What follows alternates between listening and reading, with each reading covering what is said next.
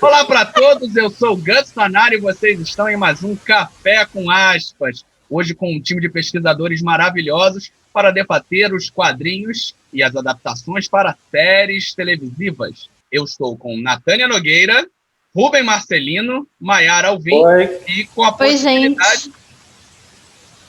possibilidade de entrar mais pessoas no decorrer dessa aventura. Vamos direto ao assunto e eu quero fazer primeiro uma provocação, na verdade.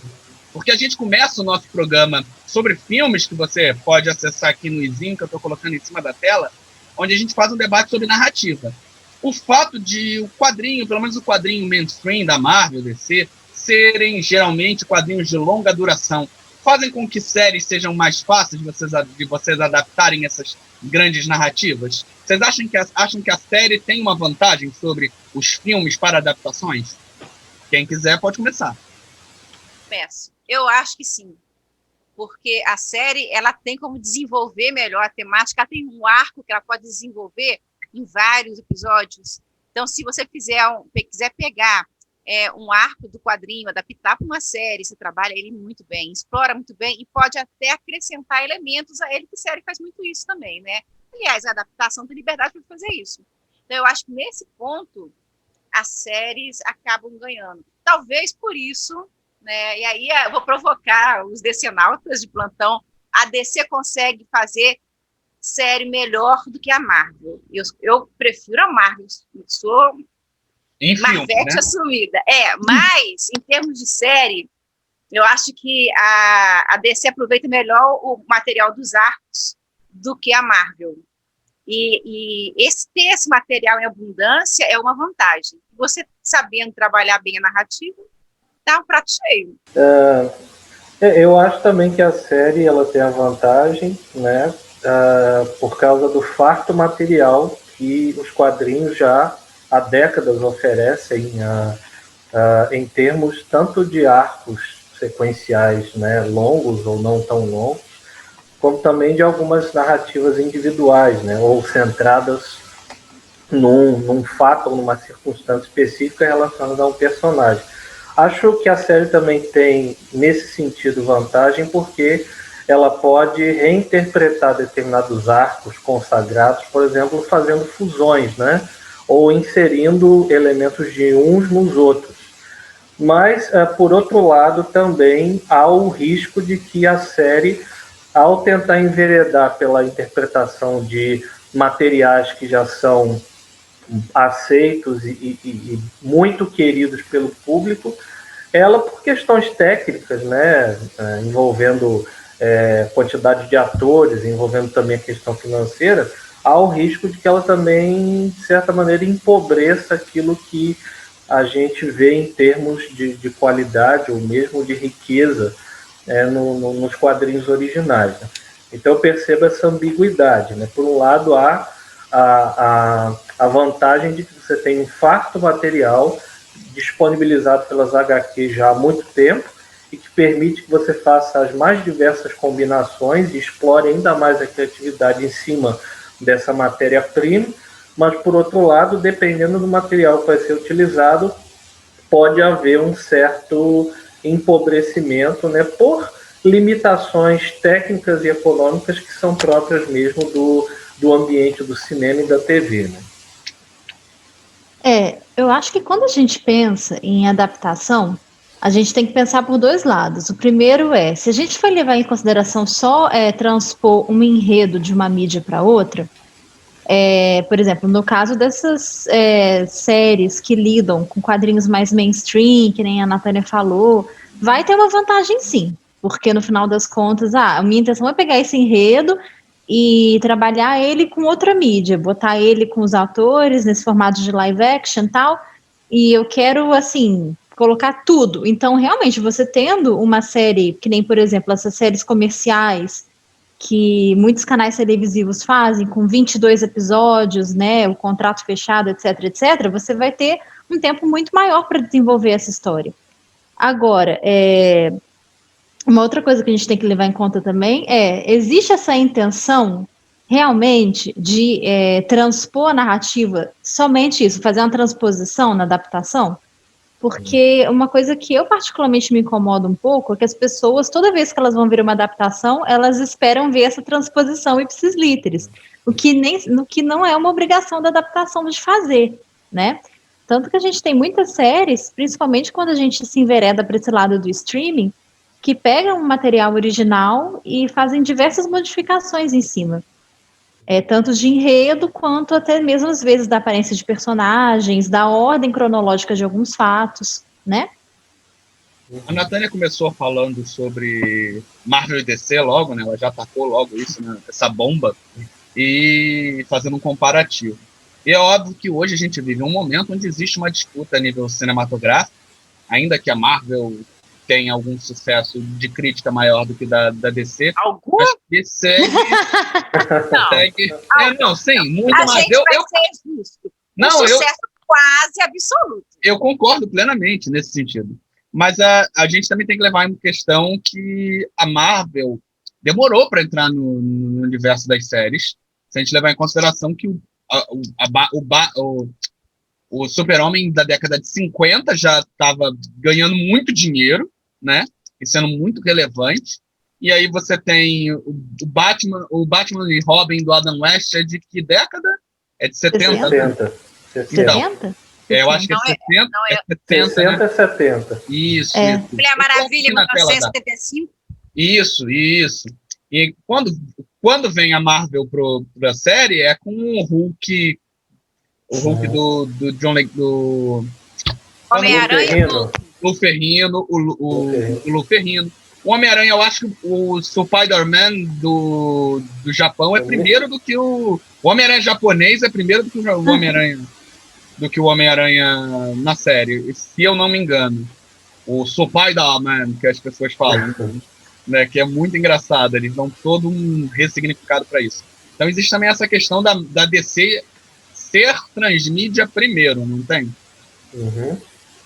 E ela conseguiu ter um bom resultado, tanto na animação, as séries de animação da DC são ótimas, são muito boas, e ter um resultado muito bom com o seriado, inclusive, são praticamente quase todos os seriados que a DC lançou são bons. Eu não tenho crítica alguma contra seriado da DC. Gosto mais de um, menos do outro, mas falar que eles não sabem fazer seriado, não vou falar, não. A Marvel, nesse ponto, ela não acerta muito bem, não. Alguns, bom, outros não dão muito certo, não empolgam tanto. O que a Marvel consegue fazer bem em adaptação para o cinema, ela ainda não encontrou o ponto certo na televisão. Esse pode, igual o Gustavo falou também, a DC já tem uma experiência muito mais longa nisso. Uma tradição, né? Não sei se é bem só experiência também, não. Mas ela consegue pegar, talvez os personagens da DC se encaixem muito melhor para a série do que talvez para filme, não sei. Aí eu deixo a questão. Aí a gente tem que entrar numa discussão muito complexa, né? Porque se a gente pegar os primeiros, eu acho que o Batman realmente ele tem uma cara muito grande de série, por ser algo meio noir, né? É lógico que o Batman que vai fazer sucesso em série primeiro, ele vai pela contramão, né? Ele vai pro repelente de tubarão e correndo com bomba. Tem que lembrar... Na mesma época, a gente tem também a série do Shazam, do Capitão Marvel, que fez um sucesso muito grande. Shazam! Programa liberado para este horário. Que este se transforme no instante do mais poderoso de todos os mortais, Capitão Marvel. E, gente, ninguém lembra de falar da poderosa Isis. Sim. Poderosa Isis. Foi publicada pela Ebal no Brasil. Poderosa Isis.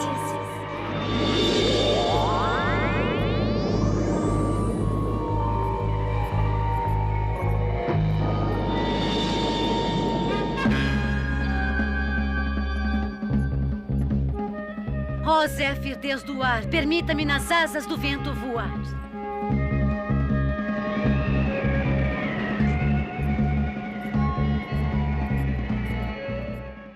Uma coisa que a gente tem que lembrar também é que essas séries norte-americanas mais antigas, elas não tinham a pretensão de serem seriadas no sentido de ser uma narrativa contínua. É uma coisa meio... Essa coisa igual a gente vê completas, né? até igual hoje. Ordem, igual o é o que a gente chama de processo. É igual esses seriados de crime que a gente tem hoje em dia, que são casos fechados por episódio. Mas sabe que isso nessas séries norte-americanas, série com continuidade de um episódio para o outro é dos anos 90 para cá. Mas o formato muda e se adapta também a um público diferente, a uma tendência diferente, uma demanda diferente. Isso é contínuo. Você vê isso continuamente.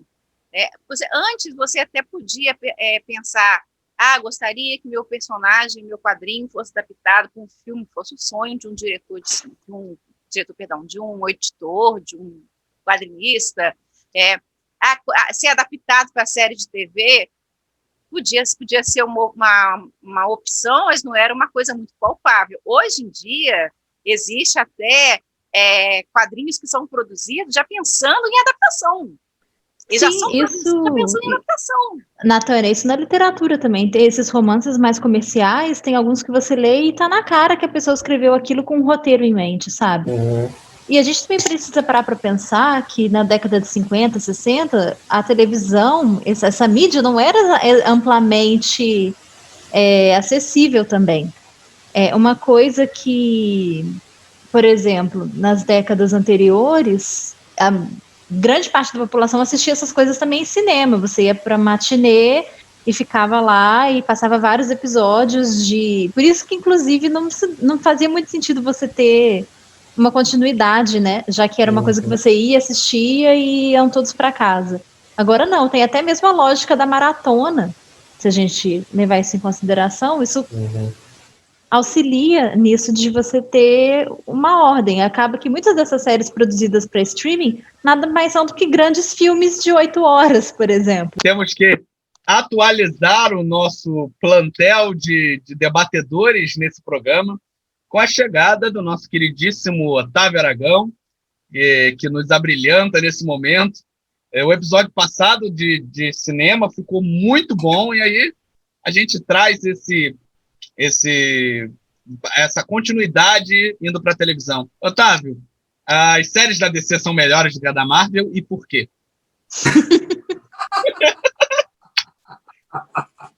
Bomba, hein? Vamos lá. Bom, em primeiro lugar, obrigado. Desculpa o atraso, eu estava preso numa live com o Carlos Holanda, com o Heitor Pitombo, a minha vida virou, né, isso, né? Saio de uma aula ao vivo, entro num debate ao vivo, vou para uma gravação. É um homem transmídia. Sei lá o que tipo de homo eu estou me tornando, mas certamente não é mais o mesmo, não sou mais o mesmo de antes. Então, vamos lá. O que é... Janis Joplin, é você mesmo? Então, ok. Bom, obrigado, gente, por ter... Desculpa ter interrompido, mas vamos lá. Melhores séries. Eu tenho uma certa dificuldade nisso, né? Porque quando eu penso em série, para mim a coisa se embola. É o peso da idade. Eu lembro que, quando eu era garoto, a principal série de adaptação de quadrinhos era o Batman, né, do Dozier com o Adam West. Mas, ao mesmo tempo, tinha o Besouro Verde, que me apresentou, pouco tempo depois do Besouro Verde.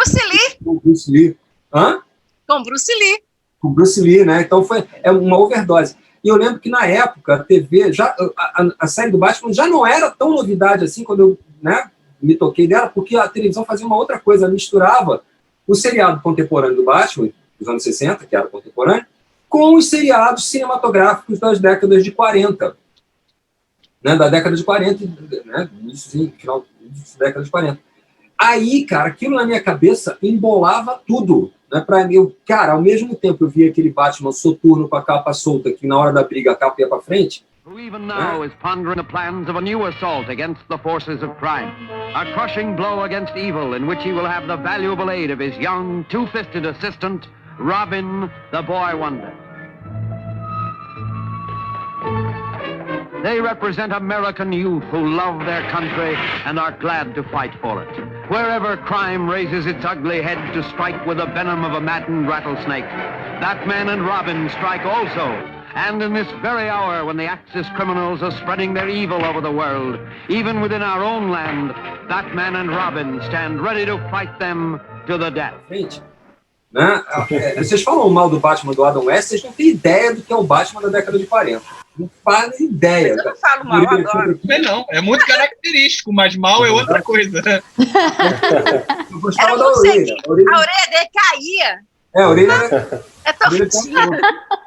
Vocês acham o Adam West gordo? Nossa, aquele cara era um barril. Aquele cara, tem um cara da segunda série, era um barril. Mas assim, tinha uma coisa, uma vitalidade. Todas essas séries tinham uma vitalidade, um senso de urgência que era muito grande, que o seriado do Adam West capitalizou. Então, era muito difícil para nós, para a minha geração, que era pequenininha, quando via isso, entender que aquilo não era sério. Eu demorei anos para entender que aquilo era uma piada.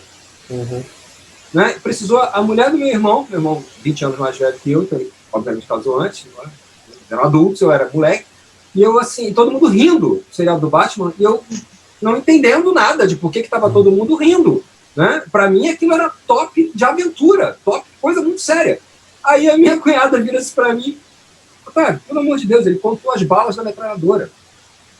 Aí eu, como? A cena era a seguinte, né? O Pinguim, com seu guarda-chuva metralhadora, sentando bala na dupla dinâmica, o Batman tira, sei lá da onde, o escudo, abre o escudo, tá? Tiro. Aí uma hora, para o tiro, o Robin vira para ele. O que será que aconteceu? Vamos, Robin. As balas acabaram. Ele, como você sabe? Eu contei. E vamos embora. E para mim, ok. Para mim, ok. Deixa eu fazer um paralelo. Eu vi coisas em quadrinho do Batman que eram próximas disso. Eu lembro até hoje de Batman versus Demolidor nos anos 90, naquela época de coisa que o Batman percebe que o Demolidor é cego pelas leves contrações das narinas dele. Então, não é tão distante do quadrinho. Ele percebe por isso aqui. Não, mas essa cena outro dia eu contei pro meu filho. Essa eu representei. O Batman, você é cego, não é? 2 segundos, né? Eu sou o Demolidor, ele olha, você é cego, não é? Aí o Demolidor, como você descobriu? As leves contrações da narina. É muito Adam West, cara. Eu insisto que o Batman tem o poder do super roteirista. Mas então, aí quando a família inteira riu daquela cena, pela primeira vez eu me toquei que era uma galhofa. E que toda a sacaneada que os meus amigos mais espertinhos faziam no colégio não faziam sentido, eles eram burros, né? Eles diziam assim, esse seriado é muito ruim, por que os bandidos não dão um tiro na cara dele, da dupla dinâmica, logo botam sempre eles nas armadilhas e tal.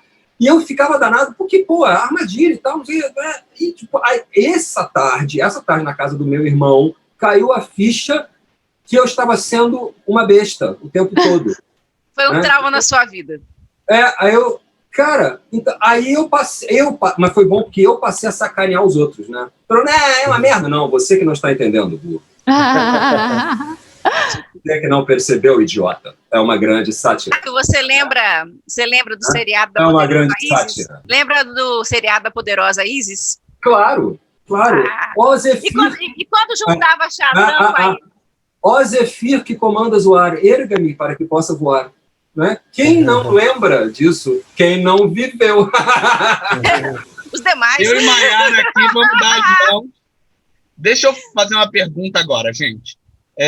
A gente está vivendo algumas mudanças no panorama do entretenimento em geral. Isso já vem acontecendo.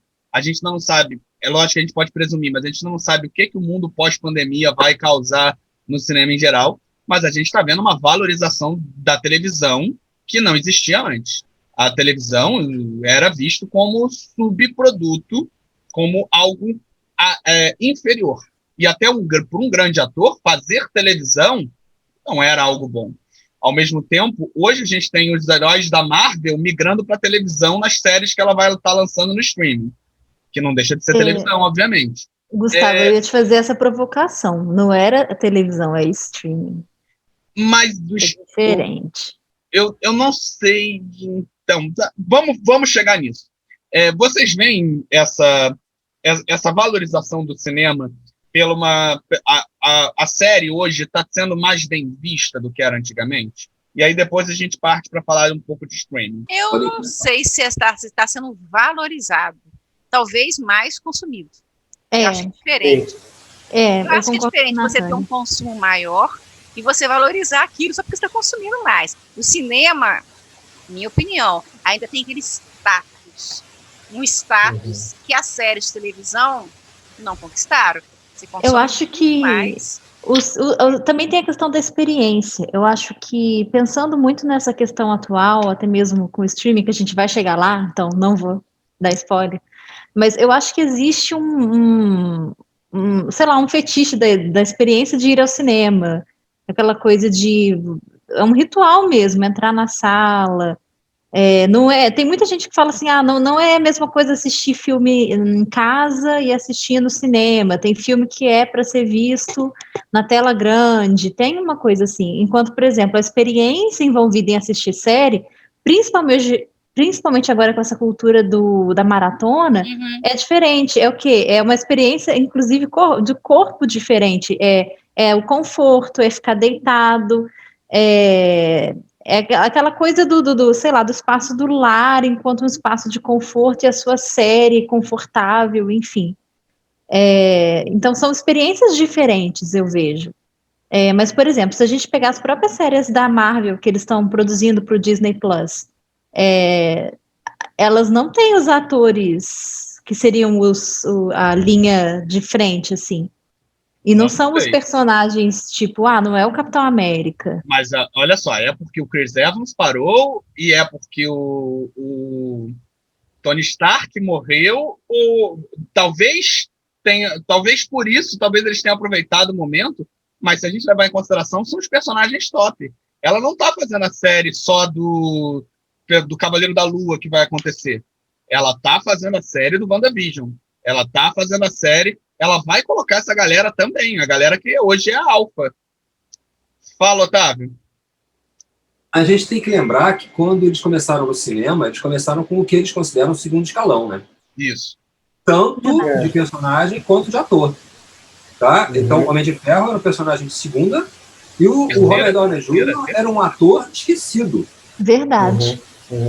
Então, mais ou menos. Eles estão fazendo com a TV, com o streaming agora, exatamente a mesma coisa que eles fizeram com o cinema lá atrás. Onde foi que eles se empenharam foi no valor de produção. No valor de produção, eles injetaram dinheiro. No valor de casting sempre foi segundo plano para eles. Todos eles eram meio desconhecidos no começo. Chris Hemsworth. Gente, Homem-Formiga. Quem é Chris Hemsworth? Quem é Chris Evans? Chris Evans era um tocha humana outro dia. Não era ninguém. Até mesmo porque, se a gente parar para pensar, os grandes carro-chefes da Marvel não estavam com a Marvel, né? Não. Pois é. Olha, o Homem-Aranha e o X-Men estavam contra. O único grande ator estabelecido que eles tiveram na primeira fase da Marvel foi o Edward Norton. E eles literalmente chutaram a bunda. Né? E que mané tirar uma de estrela aqui? Abraço, vai, bota aí o Mark Ruffalo e quis ser maior do que o personagem, não pode ser. Ele quis ser maior que a propriedade intelectual. Ali, o lance deles é valorização de propriedade intelectual, sabe? Essa é a grande sacada que eles estão fazendo.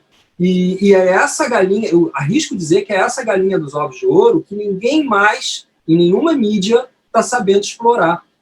A DC sabe fazer isso muito bem na televisão, sempre soube fazer isso melhor do que qualquer outra empresa. As animações da DC são melhores, sempre foram. A gente tem aquela lembrança carinhosa dos desenhos desanimados da Marvel. Super Amigos! Mas se você comparar em valor, de novo, valor de produção da Marvel com valor de produção da DC, raras vezes os desenhos, as produções animadas da Marvel foram melhores. Tem qualidade da animação, né? A minha lembrança é do X-Men dos anos 90. Que narrativamente, para mim, é maravilhoso. Antes disso, os X-Men dos anos 90 são um ponto fora da curva. Tá?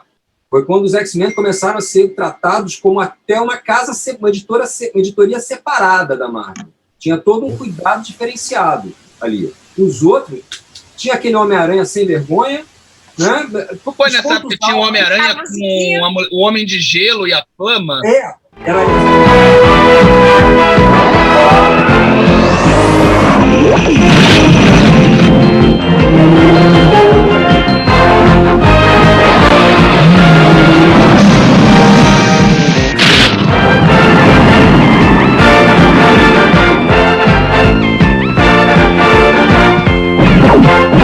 Homem-Aranha e seus incríveis amigos.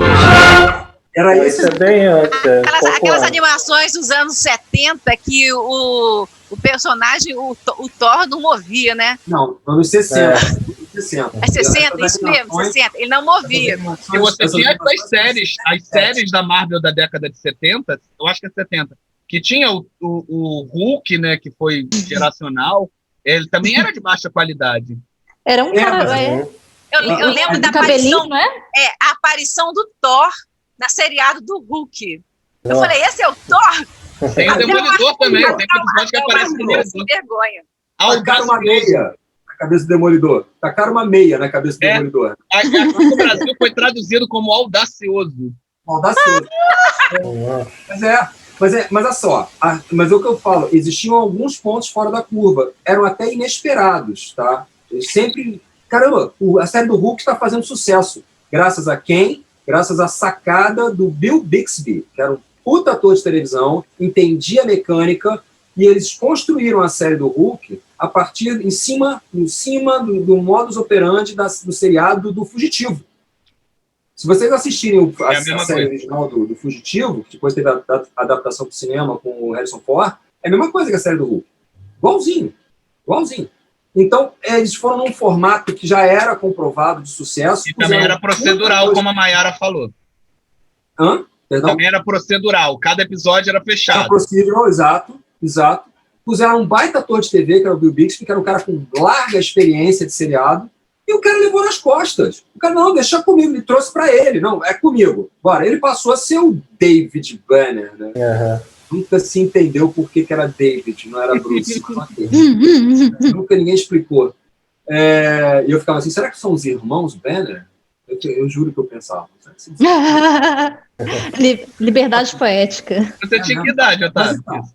Oi? Você tinha que idade? Você também era criança nesse? Eu tava no ginásio, tava na 6ª série, por aí, o seriado do Hulk, 6ª série, 5ª para 6ª série, 1976, 76 para 77. Então, mas no geral, as séries da DC eram muito melhor pensadas e produzidas do que as da Marvel, sabe? Eles investiam mais naquilo. O seriado do Batman é uma prova disso. Mesmo antes, na RKO, você tinha um cuidado muito grande com as séries do Superman. Né? O Superman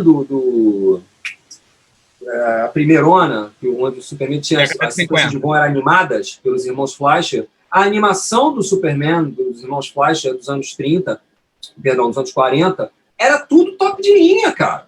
Era tudo, sensacional, muito bem feito. E o seriado do Superman com o George Reeves, eu nunca entendi por que o George... Eu juro que eu pensava que o Christopher Reeves era parente do George Reeves. Né? Não era. Não era. Mas os dois foram Superman. Então, o seriado Superman da década de 50, na época, eu vi, claro, não vi na época, mas eu sei que na época foi uma coisa considerada, assim, alto valor de produção na televisão. As sequências de voo, as sequências de exibição de super força, era uma coisa cuidada, botavam dinheiro ali. Então, é uma tradição da DC, isso, né? A DC sempre na televisão foi bem. Aí hoje o pessoal fala mal da CW. Pô, cara, na boa, a CW, eu acho as séries da CW, adoro todas, até Supergirl, eu acho do cacete. Minha preferida é Legends of Tomorrow. Mas eu adoro todas, acho tudo super legal. É novelinha chata, mas é pra isso mesmo, eles fazem uma novelinha ótima. Novelinha super bacaninha. Gosto agora, muito.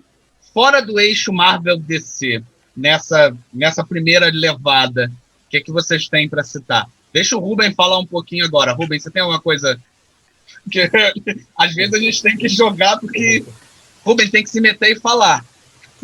Olha, a minha primeira ida ao cinema, que eu fui levado pelo meu pai, foi justamente para ver uma adaptação, uma transposição de um personagem de quadrinhos que era o Popeye, em 1981. O Robin Williams e aquela atriz do Iluminado, né? Então foi um filme que marcou assim, minha infância profundamente, até porque eu acompanhava o Popeye na televisão e era fascinado pelo personagem, desenhava esse e outros personagens o tempo todo, né? Então eu posso dizer que essa transposição entre mídias foi um marco para mim também, né? Nesse contato com os personagens da cultura pop, né? Fora desse, como vocês disseram, desse eixo Marvel e DC, né? Agora, eu acho que só fora do universo Marvel, do universo DC, eu acho que é a partir dos anos 90 mesmo que começa a haver outras transposições de outros personagens, tipo Denis o Pimentinha, o que mais? A série Scooby-Doo acho que é 2000, mas Família Adams, Família Adams, né? Mas a Família Adams, ela já tem, não, era a Família Monstro. Quadrinho na década de 30, eu tava dando uma pesquisada, acho que é isso, né? Uhum. Fala, peraí. Mas tem a Sabrina nos anos 90. Tem a Sabrina, verdade, tem a Sabrina. Tem. Só esclarecendo, a família Monster, a família Monstro no Brasil, é uma série. Família Adams é outra. É outra série. E elas eram concorrentes, tá? No Brasil, a Rede Globo passava as duas, uma depois da outra. Primeiro a família Adams, depois a família Monster. Tá? Para você poder comparar. Criava uma certa confusão na molecada, né? Onde é que tem o Mãozinha? O Mãozinha é dos monstros. Não, o Mãozinha é dos Adams. Tal. Ah, tá. E o Herman? Aí você tinha o Herman é o tropeço? Não, o Herman é o Herman monstro. Ah, tá.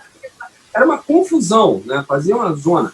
Da mesma maneira que tinha, não é adaptação de quadrinhos, mas eu diria que é quase, a Feiticeira e Ginny, é um gêmeo, que eram concorrentes, e no Brasil passavam uma depois da outra na Rede Globo. Tipo, Ginny, as pessoas, qual é o tema musical da Feiticeira? As pessoas cantam o tema da Ginny.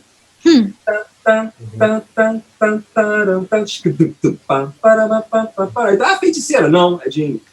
A gente eu acho que tem uma coisa legal aí para dizer também, né, que o impacto que a TV causou em termos, né, dessas produções, porque ela não só trazia personagens como, por exemplo, da ABC para o live action, mas no próprio ambiente da TV se criavam séries excelentes, né?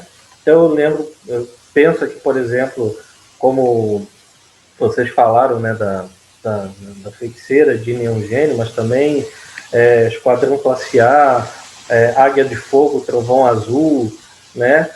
O super-herói americano, não sei quem lembra, que são inclusive o Esquadrão Classe A e o super-herói americano, se eu não me engano, são do mesmo roteirista, o Stephen Cannell, né?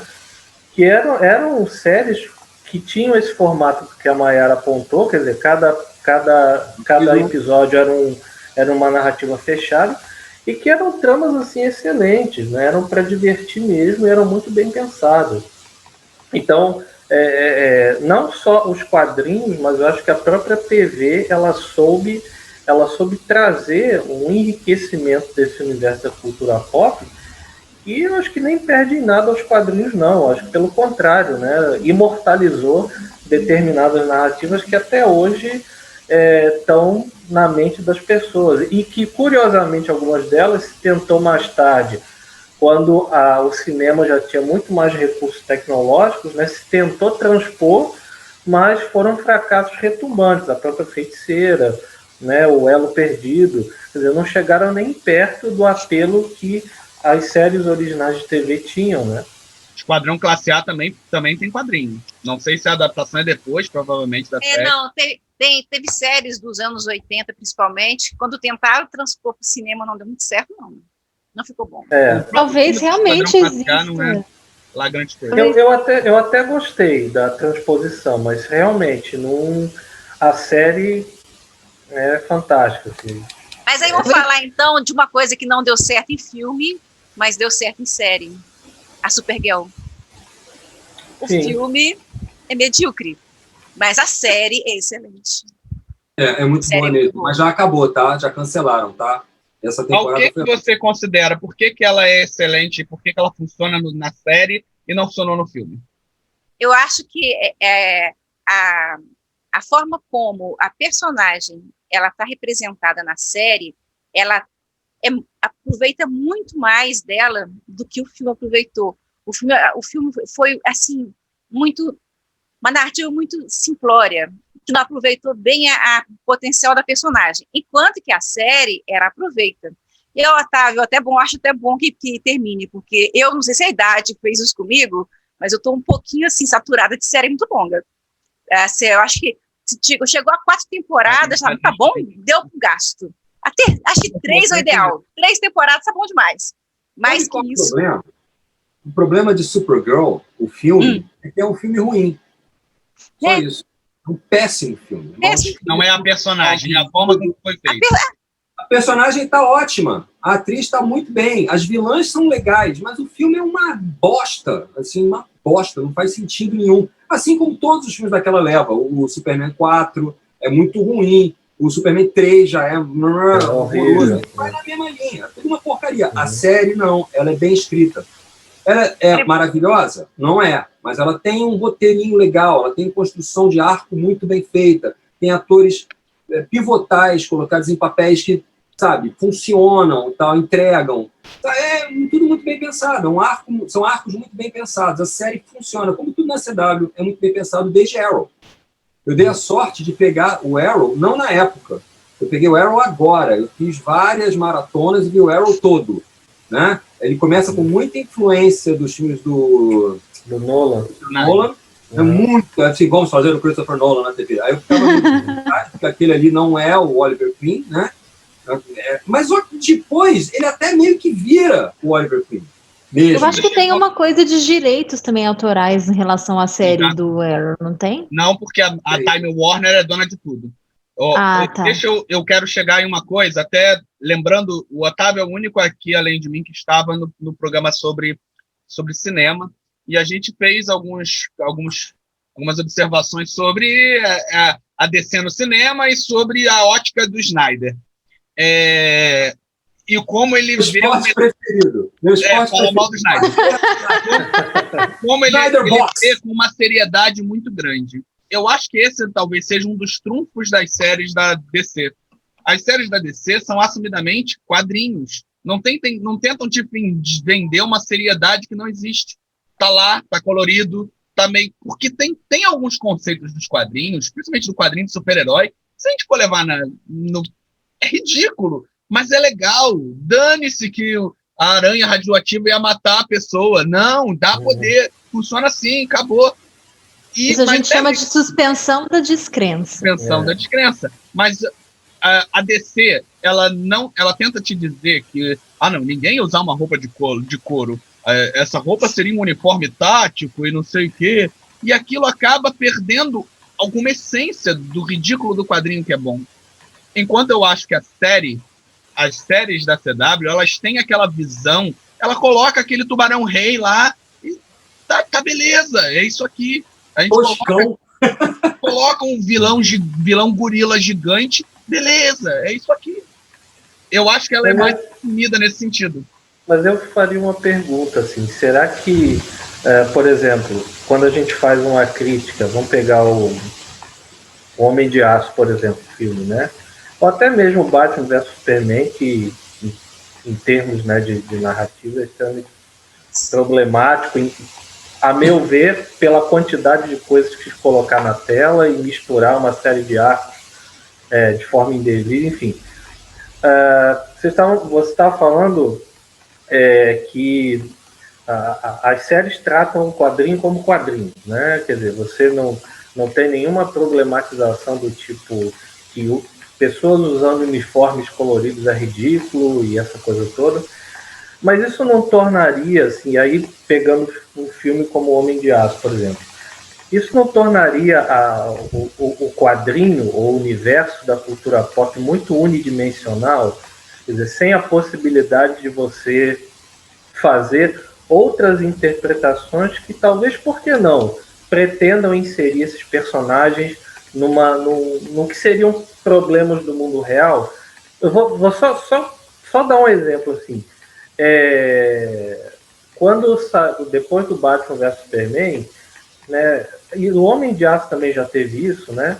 Houve todo um fuzuê assim de o Superman ter destruído com a luta com o Zod a cidade toda, e aí morreu um montão de gente, não sei o que, né?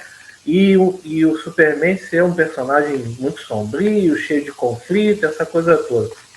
Mas aí eu fico pensando, caramba, se de repente o governo dos Estados Unidos descobre que existe uma criatura como essa vivendo no meio deles, e se de repente essa criatura começa com um combate com pessoas da mesma raça, que tem os mesmos poderes e tudo mais, é óbvio que as reações seriam essas no mundo real, digamos, né? Os Estados Unidos desconfia da própria sombra, né? E não hesita em fazer guerra a qualquer um que se interponha aos seus interesses, né? E de repente vem uma criatura como essa, vivendo no meio do Kansas e que tem o poder, se quiser, destruir o planeta inteiro.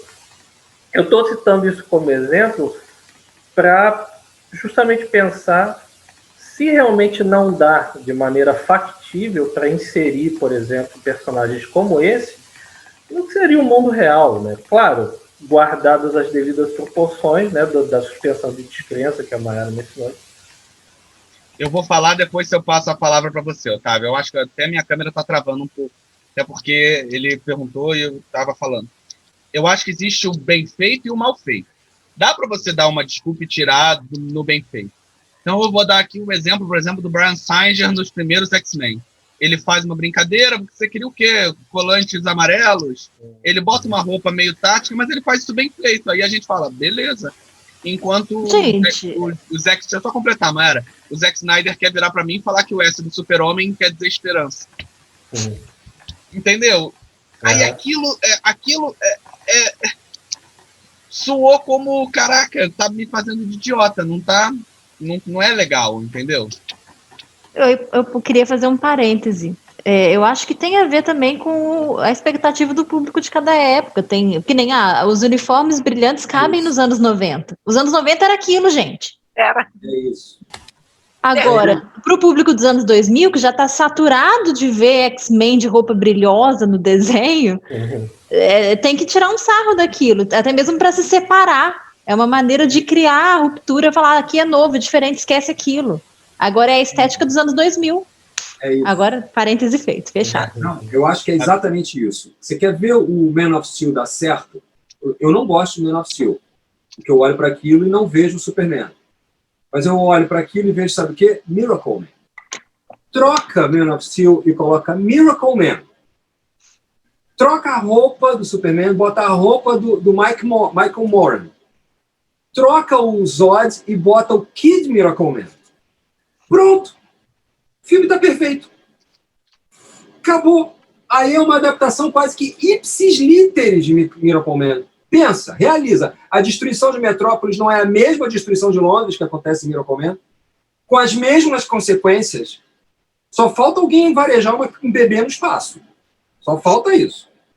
Que é exatamente igual. As dores, a cara do Superman no Man of Steel, aquela cara de dúvida, de porra, o que eu estou fazendo aqui? Quem sou eu? Eu estou todo errado. A Lois de Man of Steel não é a esposa do Miracle Man, igualzinha, até ruim ela é, porra. Ela não é morena, ela é ruim, igual a mulher do Miracle Man. Aquele não é o Superman. Aquele é o Miracle Man. Então, pronto. Tá aí, Man of Steel. Quando eu saí do cinema, eu falei, cara, eu vi o filme errado. Eu fui para ver uma coisa, vi outra. Né?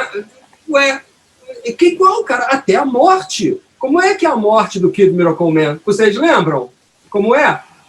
É a mesma do Zod. Igualzinha. É a mesma merda. E nunca vi ninguém falando isso. Verdade, nunca vi. Nunca vi ninguém falando isso. É a mesma coisa, as mesmas dúvidas, as mesmas dores, o quem sou eu, quem me transformou. até a viagem que a psicodélica lá do Miracle Man, de quem ele é, na verdade, as lembranças que ele tinha, lembra muito aquela Krypton que é colocada no início, né, com as câmeras hiperbáricas, etc. É igualzinho! É igualzinho. Eu sei de onde o Snyder é um grande fã do Alan Moore, só que ele nunca entendeu o Alan Moore. Ele adora o Alan Moore, mas ele não entende nada, ele lê e não entende nada. Então ele repassa, ele pega as referências e repassa. Isto posto, né, concordo plenamente com o que foi postado aqui e acredito que houve um problema de época. Quando o Superman Returns foi lançado no cinema, todo mundo reclamou o quê? Que não tinha ação. Né? Que a única coisa perto de ação que tinha era ele salvando o avião e tomando aquele tiro no olho, que eu, aliás, acho uma cena icônica da história da filmografia do Superman no cinema. Né? Icônica, que a bala no olho, a bala desmilinguindo, acho fantástico, o cara não pisca. E eu gosto daquele filme. Eu considero aquele filme um filme legal, do Superman. Eu entendo a lógica. Ninguém gostou. Qual era o argumento das pessoas? Não tem pancadaria, não tem o Superman sendo o Superman, não tem o Superman enfrentando alguém no top dele, tem ele levantando uma porra numa ilha de Kryptonita. Grande merda. Não quero ver isso. Quero ver o Superman lá. O Snyder deve ter sido um que reclamou. O Snyder deve ter sido um que não gostei, não tem o Superman brigando com alguém super forte. Agora eu vou fazer o meu Superman brigando com alguém super forte. Aí ele foi lá e fez aquilo. Só que o tempo dele passou. Né? Não era mais timing para aquele. Se ele tivesse feito Man of Steel no lugar do Superman Returns, provavelmente teria sido um sucesso, porque era o que o Zeitgeist queria naquela época. Quando ele fez, o Zeitgeist já era outro. Perdeu o Playboy. I'm so sorry. Perdeu. Nem o seriado do Arrow era mais violento e realista. Já tinha virado galhofa. Né? Deixa eu, então, agora fazer uma curva e voltar para falar de Netflix. Porque a Mayara falou no início aqui, eu prometi que ia ser tratado no momento oportuno, que no caso é outro meio, né? Não é televisão, é streaming. Mas eu quero saber, existe uma mudança narrativa nesse processo? Eu acho que depende. Sim e não. A minha resposta é sim e não. Depende. Não, e tem uma coisa... Desculpa, já rapidinho. Tem uma coisa no Netflix que a gente tem que levar em consideração. Eles estão adaptando quadrinhos do mundo inteiro. Então tem série oriental, adaptada de quadrinho oriental, tem série do mundo inteiro. E começou agora, recentemente, uma série adaptada de um quadrinho sul-coreano de superaventura. É superaventura, praticamente. Eu acho que Netflix. A gente acabou ficando focado muito aqui nessa coisa das adaptações ocidentais e norte-americanas, mas assim, quadrinhos sempre foram adaptados para televisão no mundo inteiro, como a Natânia muito bem lembrou. Agora talvez esteja mais visível, porque a internet permite que a gente acesse muito mais facilmente esses bens culturais de outras nacionalidades, que pela televisão a gente talvez não conseguiria, né? A gente vai ver o que o canal comprar. Mas no caso da Netflix, eu acho que eu falei que sim e não pelo seguinte motivo. Primeiro, tem produtos que foram feitos, por exemplo, para a TV, e hoje em dia estão disponíveis lá por uma questão de contrato, né? Por exemplo, as próprias séries da DC, eu não lembro agora se estão ou se estarão na época que sair esse programa, porque o contrato com outras companhias, com outras distribuidoras, depende justamente disso, é um contrato. Pode ser, por exemplo, que nem no caso da Marvel. A Netflix tinha várias coisas da Marvel, aí a Marvel foi para o Disney Plus, o contrato acabou, deixou de estar disponível. Isso porque a Netflix chegou a fazer seriados para a Marvel, né? Eu nem sei como é que fica a questão desses em particular. Estão sendo retirados. Estão sendo retirados? Tipo Jessica Jones? Eu acho que eles vão sumir. E vai ser uma raridade. Você viu. Eu acho que vai ficar num negócio, num átrio. No limbo. Exato. Vai pro limbo, entendi. E o Netflix assinou um contrato com o estúdio, acho que o Estúdio Dragon. E produz e distribui séries. Então, eles estão fazendo parceria. Então, eles lançaram muitas agora. Muitas. E adaptações de quadrinhos de terror, de aventura, de superaventura. O momento pandêmico também fez com que a Netflix tivesse que procurar para poder encher todo mundo querendo ver A minha mãe entrou numa neura e passou a ver 3 filmes por dia aqui durante a... E assim, ela fala, Netflix, já vi tudo. Tem parte da Netflix que ela viu todo o conteúdo de um determinado tópico. E elas tiveram que procurar muito também por causa disso, né? Aí, voltando à minha resposta do sim e não. Então, tem essa coisa dos seriados de outras distribuidoras que estão disponíveis lá, que não foram pensados para o formato, esse formato da maratona, e tem os seriados que a Netflix adaptou, que eles que montaram, que é aquilo que eu falei que, na verdade, é um grande filmezão de 8, 10 horas. Porque a continuidade ela é pensada justamente para uma pessoa, sei lá, que vai ficar assistindo aquilo um capítulo depois do outro. E se a gente parar para pegar as próprias séries que a própria Netflix, e a gente fala muito da Netflix por talvez ela ser a maior, a primeira que a gente lembra, porque ela não é o único serviço de streaming, né? Devemos lembrar disso. Os primeiros seriados originais deles, eles não seguiam tanto essa linha dessas costuras muito bem feitas entre um episódio e outro. Pega, por exemplo, Orange is the New Black, que não é adaptação de quadrinhos, é teoricamente adaptação de um livro, mas não tem, assim, é seriado por ter uma história que tem esse fio narrativo, mas, porém, não tem essa estrutura de um filmezão. Mas você vai pegar, por exemplo, essas séries teens novas que a Netflix tem feito um monte, e eu gosto, é o meu guilty pleasure, sabe? Aí eu vou lá e assisto. Elas foram pensadas para ser um filmezão, episódiozinhos de 20 minutos, você dá 4 horas. Teve uma que eu assisti recentemente e pensei, gente, isso é um filme. Por que fizeram uma série? Porque eles não quiseram cortar tudo para fazer um filme só por isso, sabe? Foi uma questão de edição. Mas é por isso que eu penso muito nesse caso. E no caso da Netflix, que nem eles tinham esse contrato com a Marvel, que eles acabaram perdendo por questões além do controle deles. Mas aí eles começaram a correr a outras fontes de histórias em quadrinhos para adaptar. Tem esses quadrinhos coreanos, a Netflix tem um monte de dorama original agora, né? Tem adaptações também de quadrinhos fora do eixo Marvel DC. A Netflix lançou um seriado do Umbrella Academy, que é um quadrinho da Dark Horse, que foi muito bem sucedido, que eu nunca achei que eu ia ver adaptado. É um quadrinho que eu lia quando era adolescente, por quê? Porque eu era emo, fã do Gerard Way, e baixei o quadrinho para ler, e pensei, nunca vai passar disso, né? Que era um quadrinho desenhado por um brasileiro, feito por um músico, e agora tá lá na Netflix com a 3ª temporada confirmada. Lá, gente. Otávio eles têm mostrando. um contrato agora com a Valiant também, né? Eles vão fazer várias coisas. Mayara, e tem a questão também que eles estão descobrindo que o gosto do público tem mudado e tem sido muito variado.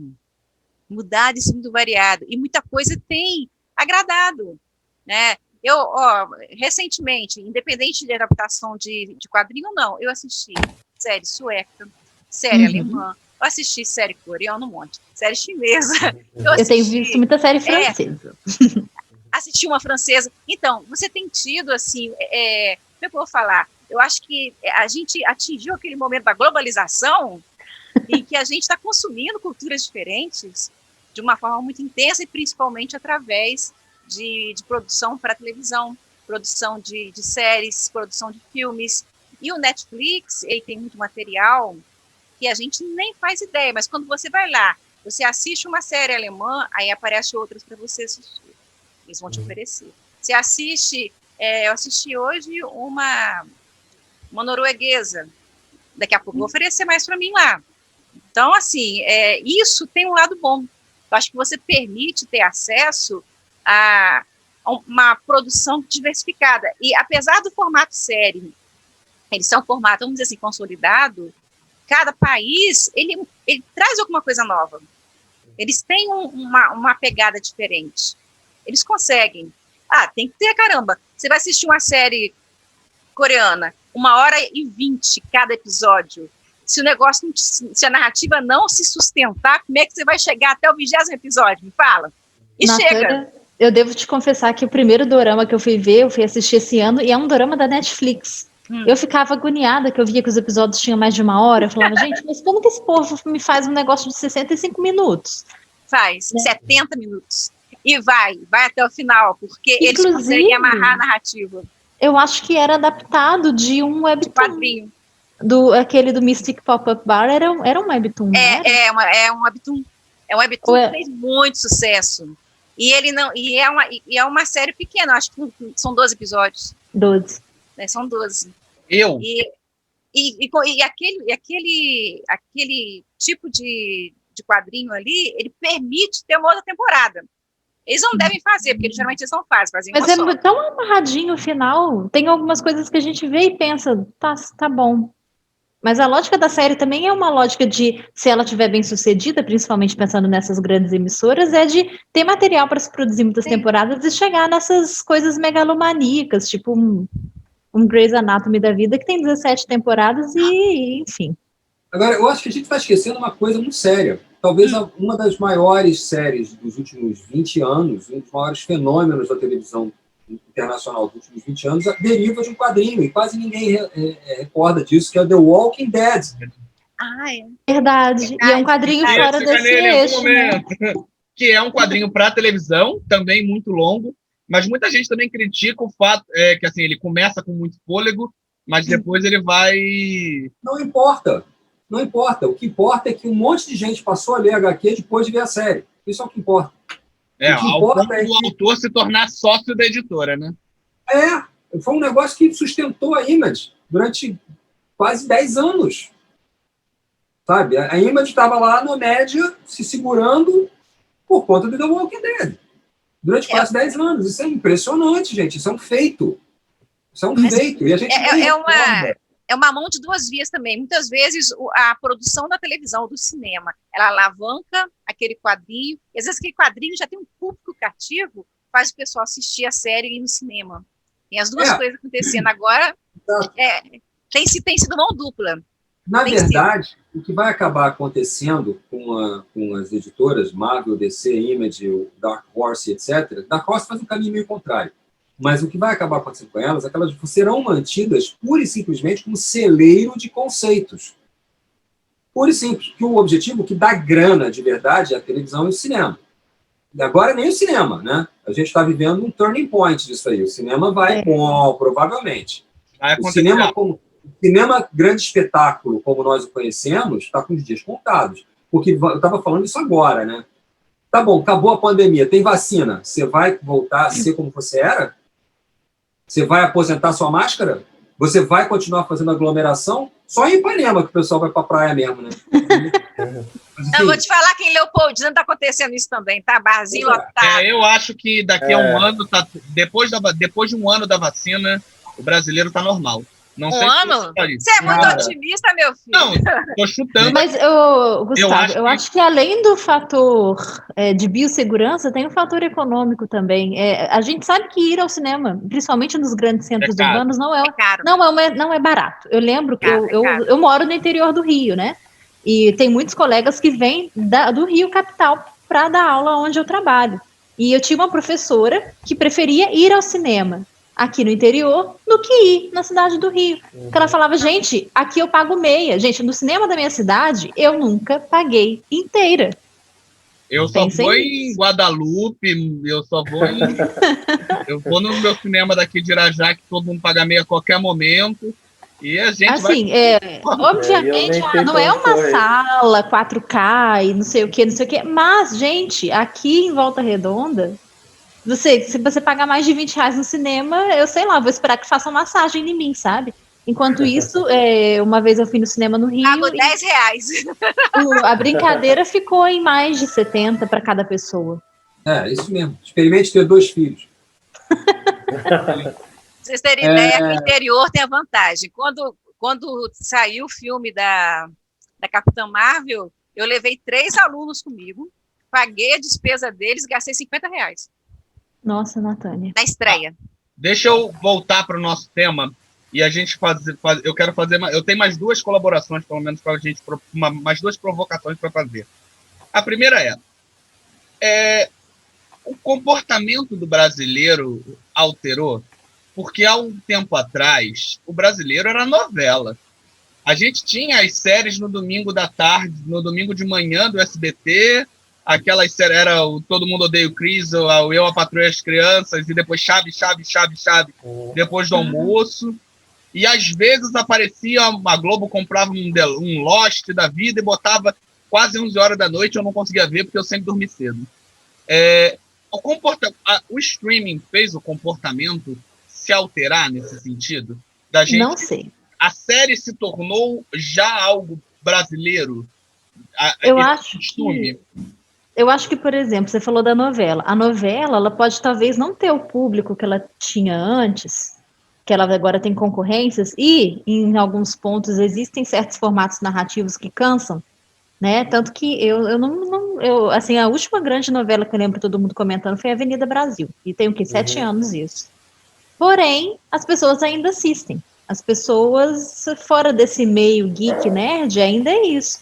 Agora, é muito mais fácil, por exemplo, numa rodinha de conversa, além da pessoa falar, você viu a novela ontem, comentar também no seriado. Eu acho que foi um acréscimo. Mas isso a gente também precisa ver qual que é o público que a gente está lidando. Eu acho que teve uma mudança. Eu vou dar 2 exemplos. Primeiro, não tem um aluno meu, eu dou aula para fundamental e médio, que não assista uma série. E eu não vejo aluno meu comentando de novela. Tá, falando do jovem. A minha tia, de 73 anos, abandonou a novela, só assiste série agora no Netflix. Minha mãe também. Então, assim, eu acho que o comportamento está mudando, sim. A novela ainda é quase que um patrimônio nacional, né?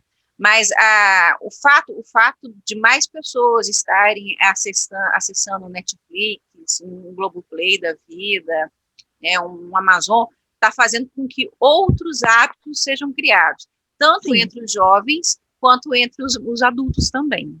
E tem o Otávio, deixa ele falar, que ele levantou a mão. Não, eu só ia comentar que, até mesmo nessa questão financeira, que eu já tinha comentado antes, se a gente parar para pensar que, por exemplo, uma assinatura de streaming pode ser R$30, mas é uma vez por mês que você paga, e aí até o seu cachorro tem a senha para assistir, também colabora para ser acessível, sabe? Mas é só isso que eu queria falar. A Amazon é R$10. Fala, Otávio. Eu acho que está havendo uma transformação no processo de fruição. Pelo menos é o que eu venho absorvendo e percebendo, né? Eu cresci com telenovela, né? E a métrica da telenovela, seja de roteiro, seja de atuação, mas eu vejo isso principalmente na de atuação, na métrica de atuação, ela se manteve imutável durante muito tempo. Ela hoje exige uma transformação. A estrutura narrativa do seriado ela é uma, a da novela é outra, a telenovela é outra. E as pessoas já não estão mais curtindo a métrica visual da telenovela. Plano contra plano, sabe? Vou fazer um balé para vocês entenderem aqui. Toca a campainha. Tim-dom! O protagonista está lendo uma revista na sala. Levanta. Faz a volta ao sofá. Ao invés de ir direto para a porta, ele faz a volta ao sofá, contorna a mesa. Aí ele vai, abre a porta e sai da frente da porta. A pessoa que acabou de chegar, que não usou o interfone, que a pessoa que está recebendo não faz a menor ideia de quem seja, e ela sequer olhou no olho mágico, ela abriu a porta automaticamente. A pessoa que estava do lado de fora entra na sala, dá 3 passos dentro do cenário, vira-se e confronta quem está dentro da casa. E quem está dentro da casa leva uma surpresa. Fulano! Essa é a métrica da telenovela, e foi a métrica da telenovela durante 60 anos. Ninguém tem telefone, né? As pessoas têm que ir na casa um dos outros. Ninguém usa celular, ninguém manda messenger, ninguém faz porra nenhuma, ninguém usa a porra do olho mágico. Né? Entra novela, sai novela, eles sempre fazem a mesma coisa. Eles não param na porta e perguntam quem é. Tá aqui, estou sem interfone. A pessoa tocou a campainha, não estou esperando ninguém. Quem é? Não. Joseph Klimber não trabalha nessa novela. Sim, tudo bem? Talvez isso seja uma coisa do formato folhetim, mas no folhetim televisivo, né? Porque em esses seriados mais novelescos tem umas coisinhas assim também. Ter ou não mútil? O seriado novelesco, mesmo o seriado novelesco, ele se apropriou do celular. O celular virou uma ferramenta de todas as cenas de suspense, de quem vai chegar, quem está ligando, o número não disponível, está tudo ali no celular. As chantagens, quem está chegando, as surpresas, etc., acontecem no celular. Até no além tem celular. Então, a gente poderia afirmar que houve a adaptação, a incorporação bem sucedida da linguagem da internet, que é uma coisa que a novela tenta fazer e falha miseravelmente. Acho que a novela não tenta, né? Não, Nathan, eles botam, tipo, tem a influencer na novela, e ela tem o blog da internet também. Porém, uma coisa que a novela... Eu acho que me perdi, mas ok. Me perdi. Esquece. Daqui a pouco volta. Depois edita, ficou ridículo. Rubem, sua vez, Rubem. Entre novela e série. Cara, eu nem sei qual foi a última novela que eu assisti. Mas vocês estavam falando, eu estava pensando se uma emissora como a Globo, por exemplo, se ela não tenta, de certa maneira, capturar também esse público que cresce cada vez mais, né, voltado para os serviços de streaming e tudo mais, fazendo em serviços de streaming aquilo que vale a pena ver de novo sempre fez, né? Colocando aquelas novelas clássicas à disposição do pessoal que... Eu não tenho Globoplay. Não tenho Globoplay, mas o que eu saiba, a Globo está fazendo série inédita para colocar no Globoplay. Ela não está fazendo novela ou colocando o Viva. Ela está fazendo séries com o plantel que ela tem. Ela está se virando dessa forma. Eu acho que talvez nesse ponto eles tenham entendido que existe a pessoa que vai ver a novela e a pessoa que vai ver o streaming.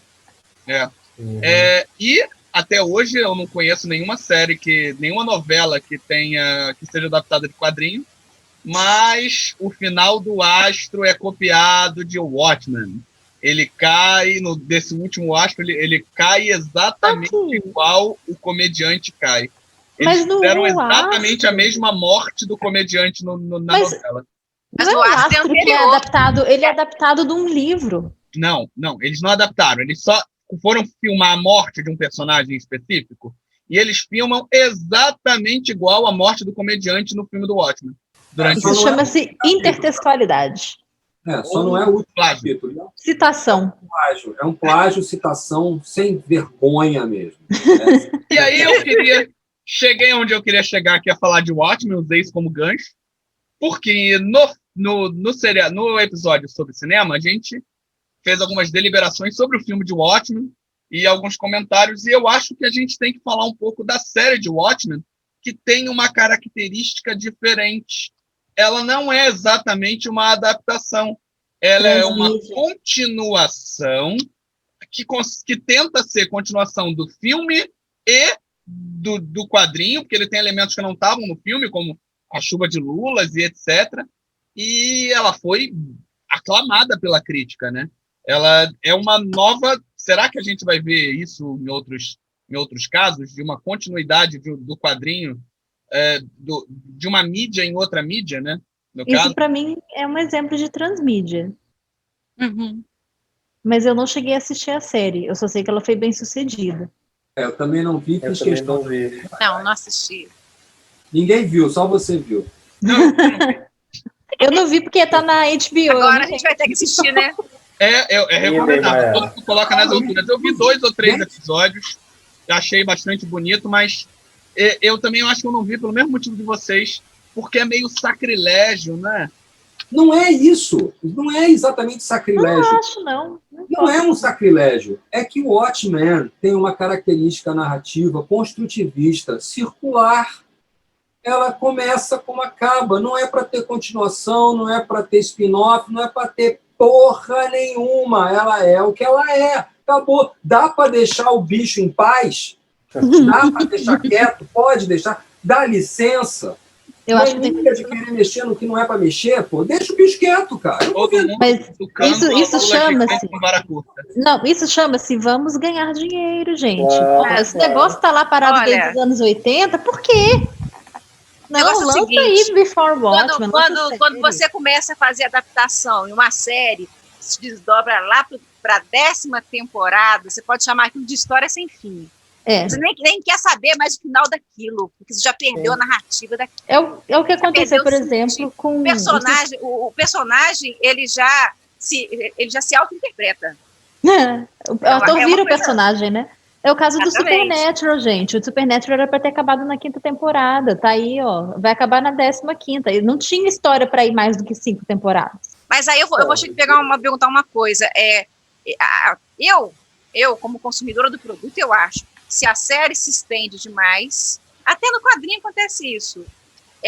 Você perde interesse por ela. Ela perde a razão de ser dela. Você não quer mais saber o final daquela história. Né? E quando chega o final, geralmente é decepcionante. Eu acho que é o tipo da coisa, tanto os arcos no quadrinho quanto as séries na televisão, elas têm que ter um fim programado. Saber quando parar. Tem que saber a hora de parar. Só que aí, Natânia, a gente está lidando com várias coisas. Primeira delas, por mais que eu concorde com você, e eu acho que sim, as coisas têm que saber a hora de acabar, e a gente tem que saber deixar as coisas quietas também, que nem o Otávio falou, existem fatores externos, inclusive financeiros, que falam muito alto, e aí a gente tem essas séries enormes, essas adaptações ou retomadas de narrativas que já estavam encerradas e não tinha razão de continuar aquilo. Pode ser spin-off também, né? Spin-off. Tipo The Walking Dead, o que vai surgindo a partir disso também. Só que aí, por exemplo, também tem a questão da nossa própria expectativa enquanto espectador, porque a gente está falando aqui como pessoas que estudam sobre as narrativas, sobre os quadrinhos, mas a gente também é fã. Então, assim, qualquer final de qualquer narrativa vai ter as pessoas que não gostam. E quanto maior a expectativa construída em cima daquilo, principalmente no caso de obras que vão sendo construídas, né, seriados têm essa característica, né, você passa 6, 7 temporadas investida naquela história, tempo da sua vida. Thrones. Tem pesadelo até hoje. Você investe um tempo da sua vida naquilo, naquela expectativa, que obviamente vai ser quebrada, não vai conseguir sustentar do jeito que todo mundo gostaria que fosse, né? Assim, tem coisas que terminam bem, tem coisas que terminam pior. Existe, obviamente, a questão de uma narrativa bem construída, bem produzida, mas também existe a questão da nossa própria expectativa. E agora, para a gente caminhar para os términos desse programa, para esse debate, vou pedir para cada um dos integrantes aqui citar uma série adaptada de um quadrinho que eles indicam que eles gostam de forma mais especial. Mayara, você está com o seu na ponta da língua, pode falar. O meu? Umbrella Academy. Assistam o seriado da Umbrella Academy da Netflix, que, na minha opinião, consegue ser melhor do que o quadrinho. Mas eu achei uma adaptação bastante interessante, então eu acho que todos deveriam assistir. E como eu ia falar Umbrella Academy também, Desculpa. Eu particularmente não li o quadrinho, não sei o quanto ele é fidedigno, mas eu sou completamente fascinado, eu tenho muita dificuldade de maratonar a série, muita mesmo, eu tenho muita dificuldade de engajamento com série, de gastar 12 horas na minha vida. Eu nunca veria uma série de 20 episódios de 1h50 peruana, que nem a Natânia vê. Mas Umbrella Academy eu tenho uma ligação com todos os personagens, eu acho muito gostoso de acompanhar, eu sou muito fã da série mesmo. Quero parar para ler os quadrinhos assim que eu puder comprar, assim que eles estiverem em promoção na Amazon.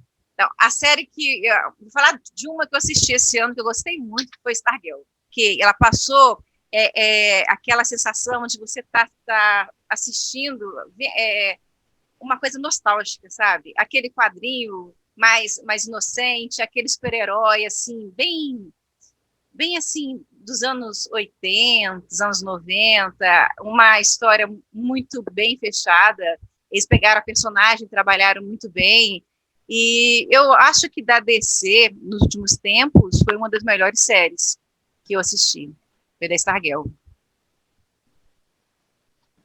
Uniforme, estou olhando aqui na internet, que uniforme parecido com o Capitão América, hein? Eu não conhecia a personagem. Não, ela é uma personagem, assim, bem recente, não? Ela não é daquelas, acho que é dos anos 90 que ela surgiu, não foi? Agora me fale um pouquinho. Na Sociedade da Justiça, ela surge na Sociedade da Justiça e depois teve um spin-off.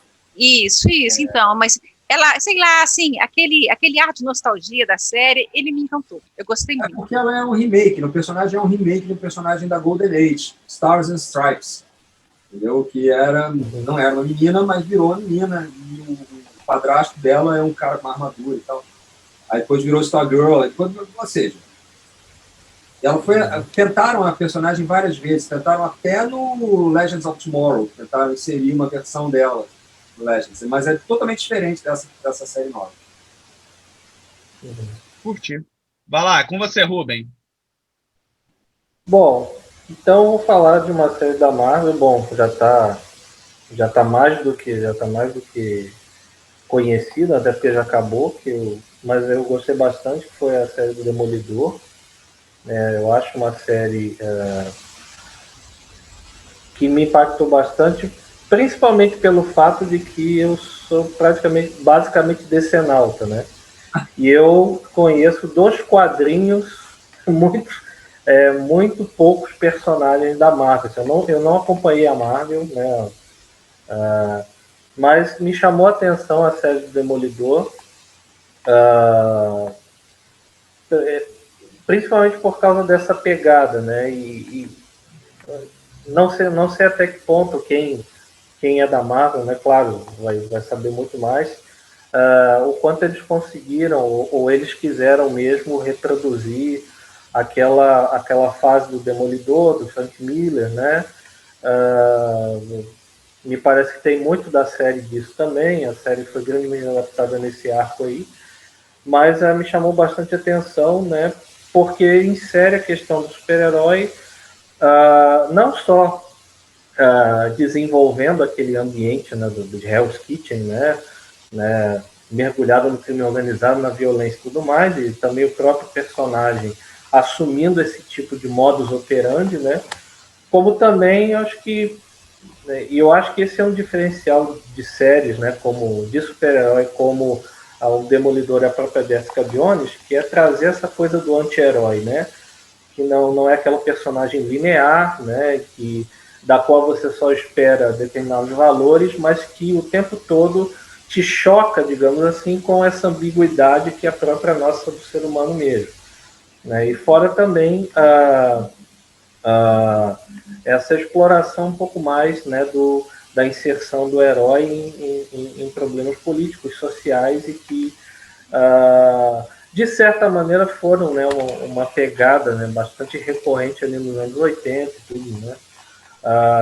Antes do surgimento daquele herói, né, dos anos 90, que me corrijo assim, por favor, mas me parece que deixava um pouco de lado tramas mais desenvolvidas e ficava mais com a porradaria, né? Acho que nos anos 90, nos anos 80 teve tanto o Cavaleiro das Trevas quanto o Demolidor, tinham mais essa coisa, né, não só da porradaria, né, que fazia parte, digamos, de um mundo do que seria característico do mundo da época, né, mas também envolviam bastante tramas políticas, né, e mostravam facetas mais cruas do ser humano presente no próprio herói também. Eu gosto da série do Demolidor, eu acho que ela é a mais bem sucedida das séries da Marvel com a Netflix, né?